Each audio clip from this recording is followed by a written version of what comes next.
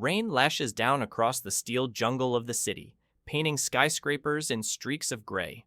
On the side of a towering building glows a familiar name, Kaijiang Investment Company. Inside, men in suits trade smirks and veiled threats, until a lone figure enters, soaked from the storm, his expression calm and unreadable. Xiao Qiu has arrived. The moment he steps through the glass doors, tension ripples across the lobby. Security murmurs about another troublemaker. But before anyone can move, a single glare from Xiao Qiu freezes one guard mid-step. He is cut into several pieces of meat. He collapses instantly. More guards rush in, swords drawn, but they are insects before a hurricane. Xiao Qiu doesn't even flinch as he strides into the chaos. One by one, they attack, and one by one, they fall. Blood arcs, bones snap, the floor is painted red. A mission prompt flashes across his vision. Mission, blood sacrificial. Blade requirement, use Flying Crow to eliminate all hostile beings.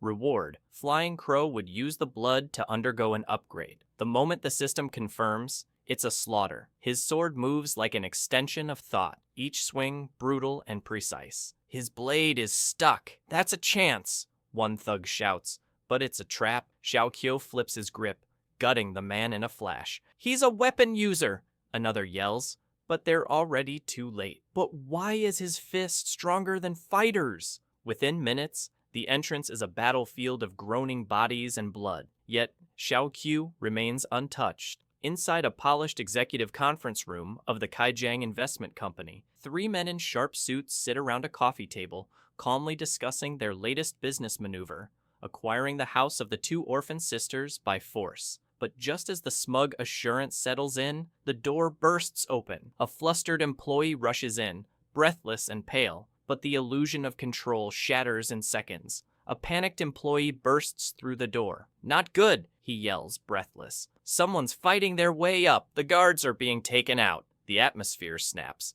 "How many intruders?" "Only one!" The businessmen scramble. Only a high-level professional can kill that many people by themselves. They decided to go out to check. Down in the stairwell, footsteps echo. A lone figure climbs, rain-soaked. Steady, Xiao Qiu. An enforcer appears. "Don't kill me, please don't!" he shouts as raised his hands in surrender. He doesn't even finish the phrase before Xiao Qiu cuts him down. No wasted movement, no hesitation. Up ahead, the executives rally in a wide corridor. Each one preps a specialized ability: frost, flame, brute force. Confidence surges as they prepare to trap their target. "What are we afraid of?" one says. "We are level 4 professionals." They confronted the lone killer, quickly recognized him as the one who put Tu Jing in a coma at Yan Shixi's house recently. Knowing their level, Xiao Qiu made a rapid decision. His transformation begins. A towering horned figure appeared with glowing eyes and an aura that melts courage. One whispers in disbelief, "Monster?" But it's too late for regrets. Rain lashes the streets like needles, hissing against concrete and steel as the Kaijiang thugs fan out into the darkness, weapons drawn. Their nerves are raw. Something is out there, something they cannot see, but can feel. And then they do see it. A shadow moves between the raindrops. Joseph is the first to fall, and with him, fear ignites among the rest. One enforcer steps forward, composed, powerful, cloaked in Kaijiang insignia. His hands rise, voice firm. "Ice prison art!" The sky splits with light as a massive spike of glacial magic crashes down, flash freezing air and earth alike. The impact howls like a blizzard, and for a moment, silence. A fissure runs through the ice. With a monstrous roar, Xiao Qiu erupts from the trap, his red eyes blazing. The enforcer doesn't even have time to scream before he's torn apart. Just as quickly, another elite vanishes in a blur of claws and shadow. Then comes the real slaughter. Xiao Qiu doesn't fight, he erases. Limbs are severed mid-motion. Blood arcs like calligraphy across the storm. Gunfire shatters the night, pointless. Panic fractures the group. Some flee, none escape. Enough! A new presence descends from the building. A man in a red shirt, expression unreadable, eyes cold. He surveys the carnage without fear, only fascination. A level 6 professional, Xiao Qiu realizes. The man studies him closely. Demon? Transformation type? Nothing fits. A creature between demon and man, he says.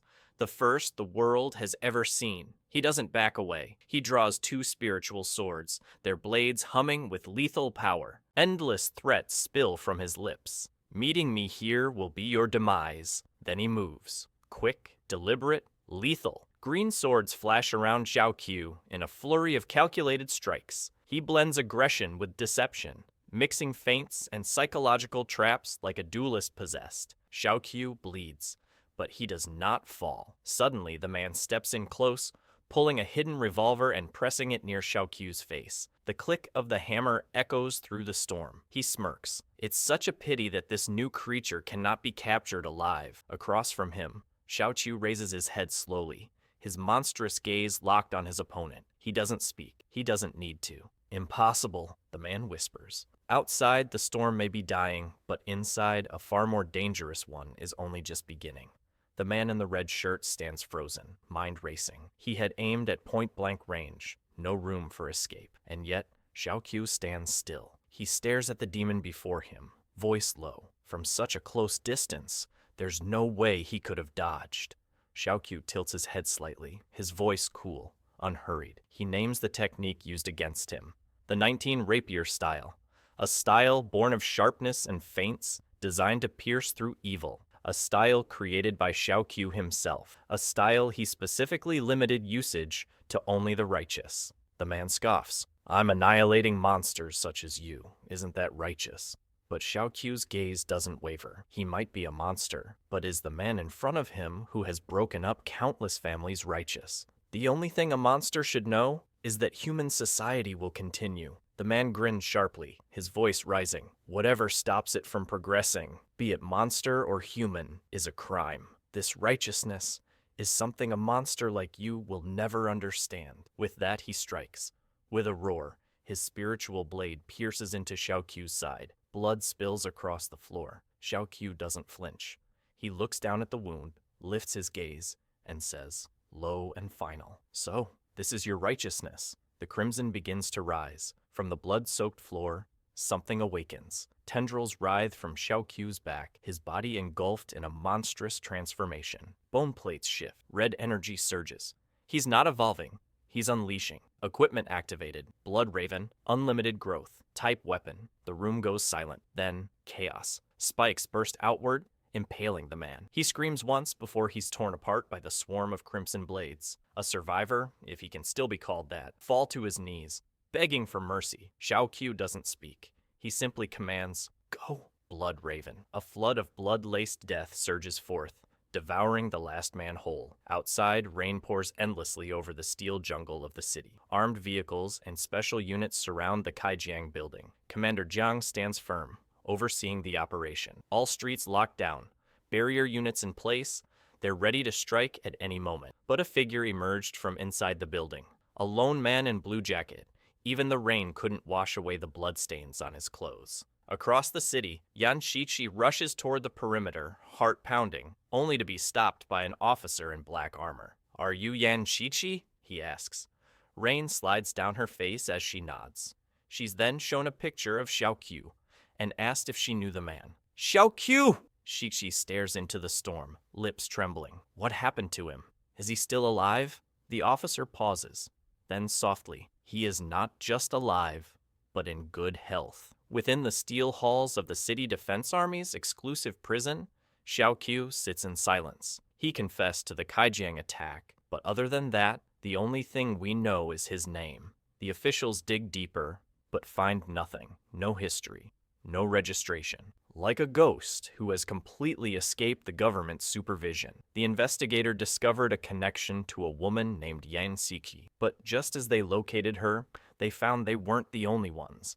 Agents from the Secret Realm Monitoring Bureau were also tracking her. Their recent target was a mysterious thief. That thief turned out to be Xiao Qiu. When asked directly, Yan Shiqi testifies, Xiao Qiu had appeared out of nowhere in the secret realm while she explored it with the steel cutting squad. Other survivors said the same thing. The implications spread quickly. Kaijiang had attempted to forcefully acquire the land owned by the Yan sisters, so Xiao Qiu acted righteously. Arthur, a level 6 professional, and Commander Jiang, level 7, step in to question Xiao Qiu face to face. Jiang wastes no time offering terms. be sentenced to death, or pay the due, be enlisted, and transferred to the monster front line. It is death either way. Xiao Qiu, calm but sharp, challenges their logic. He questions whether simply fighting monsters cleanses all sins. A life of crime erased with enough bloodshed? The officers exchange glances and begin to piece it together. Xiao Qiu speaks with the certainty of someone who's fought on the monster front line before, someone who's survived. Jiang confirms it himself. He and Arthur once fought there, under Lord Mask. The peaceful world they live in now was paid for with blood. One wrong move could bring it crashing down, and so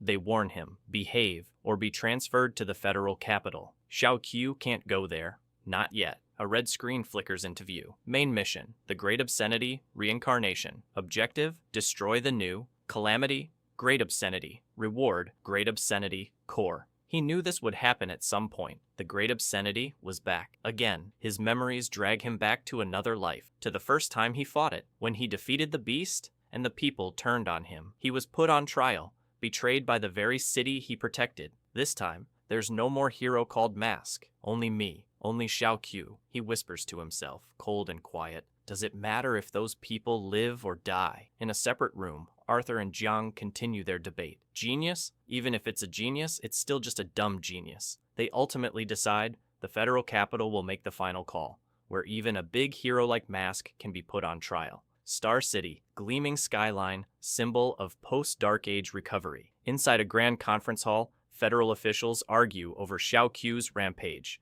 He's labeled reckless, dangerous. He even killed a level 6 professional. The president sees his photo and remarks, "He looks so young in the photo. It seems he's a bit of a talent." But the room turns sharp. The more talented a person is, the greater the danger to society. Calls for public execution grow louder, meant as a message to citizens and grieving families. Kaijiang's destruction, it turns out, hurt more than pride. It cost some of them their fortune. The president proposes a compromise. Send Xiao Qiu to the monster front line instead. But another fears retribution. The White Gloves are watching. Other cities could rebel if there's no punishment. The room tightens with tension. Then, amid it all, the president snaps. Why up to now you still haven't found any news about Mask? Don't you think the other party will pop up and give us a surprise? The final panel settles on a profile dossier. Xiao Qiu's name is there, but his true identity, still unknown. In the cold towers of Star City, the Federation's elite gather once more, this time to dissect the ghost of a threat they thought long buried, Mask. Some scoff at the idea. His powers have waned, his influence shrinks daily. What danger could he possibly pose now? But the president isn't so dismissive. The memory of Mask vanishing from the courtroom still lingers like a stain.